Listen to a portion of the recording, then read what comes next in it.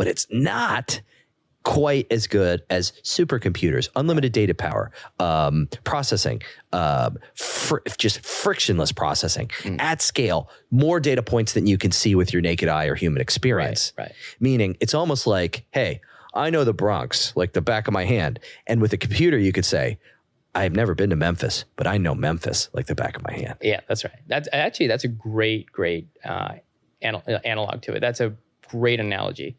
I think that's exactly right, is that computational power lets you take a very limited exposure to something, but then become an expert on it with that limited exposure. And then the future gets really interesting. Yeah, no, it does. I do agree that there needs to be some ethical bounds to how to utilize it. I think, it's less about whether we're going to be, whether there's going to be a rise of the machines. That's not what concerns me. What concerns me is how that the use of some of those technologies can be abused by bad actors. And that's an entirely different conversation. And so that's really where my concerns lie. But I do think that, you can't unring a bell. The data's out there. People are using the data for any number of things.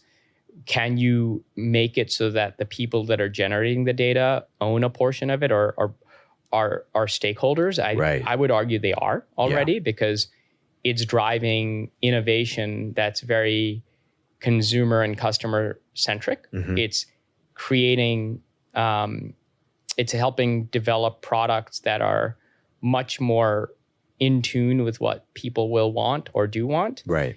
And it's also helping reduce some of the cost of reaching out to those consumers so that you don't have to essentially, bake in that cost of marketing outreach into the underlying cost of the product, which, I think can become, can add to the expense of these things. So